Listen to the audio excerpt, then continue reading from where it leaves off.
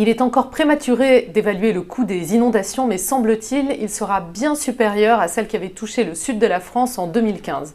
Le gouvernement a décrété l'état de catastrophe naturelle et Manuel Valls a annoncé en Conseil des ministres le 6 juin un fonds d'urgence pour les sinistrés. Patrick Bidon, vous êtes directeur de la réassurance et des fonds publics pour la CCR, la Caisse centrale de réassurance. D'abord, est-ce qu'on pourrait revenir sur ce dispositif de catastrophe naturelle? En quoi ça consiste? Eh bien, c'est un dispositif qui a été mis en place donc, en 1982, donc il y a déjà plus de 30 ans d'existence, et face à un constat, c'est que les risques naturels, les inondations notamment, mais pas seulement, étaient fort peu assurés dans notre pays pour des raisons diverses.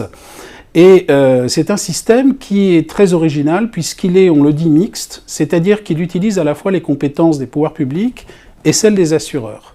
Les assureurs qui sont dans ce cas-là chargés de l'indemnisation. Et pour en bénéficier, eh bien, il y a deux conditions. Une condition qui est vraiment d'ordre public, c'est que vous venez d'en parler, il faut préalablement qu'une commune soit déclarée en état de catastrophe naturelle. C'est effectivement ce qui va bientôt se passer puisque c'est prévu le premier arrêté, il y en aura peut-être d'autres, sortira à l'issue du Conseil des ministres de mercredi. Et la deuxième condition, c'est qu'il faut être assuré par ce que l'on appelle un contrat de dommage aux biens. C'est un contrat, classiquement pour le particulier, c'est la multirisque habitation, par exemple. Et ce qui a permis justement de mettre ce système en place en 1982, c'est que notre pays, contrairement à d'autres, est un pays où le taux de pénétration de l'assurance est très fort. Alors justement, qu'est-ce qui est indemnisé entre les communes ou les particuliers? Alors, ce qui est indemnisé, généralement, ce sont les biens, bien sûr, tous les biens qui sont touchés. Je rappelle effectivement du dommage aux biens. Là, on ne parle pas des personnes. Les personnes, ça peut relever.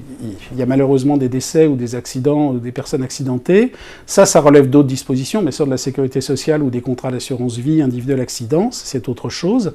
Là, on parle bien d'une assurance de biens, donc qui couvre soit le bâti, soit le contenu du bâti, tout ce qui est endommagé, si vous voulez, par le phénomène naturel. Alors justement, là, le 6 juin, le Premier ministre a annoncé un fonds d'urgence. En quoi ça consiste? Ça complète Absolument. Ce fonds d'urgence, le Premier ministre a insisté sur le fait qu'il visait des personnes plutôt en difficulté. Donc il existe, je disais que la plupart de nos concitoyens sont assurés et c'est tant mieux. Pour autant, on sait qu'il existe quelques personnes qui pourraient ne pas avoir de contrat d'assurance ou bien être insuffisamment assurées. Donc ce fonds d'urgence, il ne va pas se substituer au régime des catastrophes naturelles, mais au contraire, effectivement, le compléter pour ces cas difficiles. Vous travaillez pour la Caisse centrale de réassurance. Qu'est-ce que ça veut dire? On se réassure? Alors ça veut dire les particuliers non, puisqu'ils ne connaissent jamais les réassureurs. Ce sont les assureurs qui se réassurent. C'est une pratique très courante.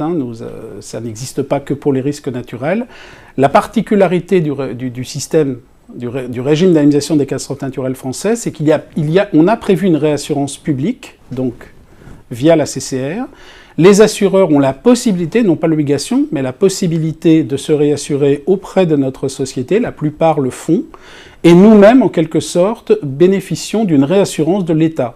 Tout ceci est construit, vous voyez, de manière intégrée pour avoir un système qui, quelle que soit l'ampleur finalement de l'événement, puisse faire face. Merci Patrick Bidon pour ces explications.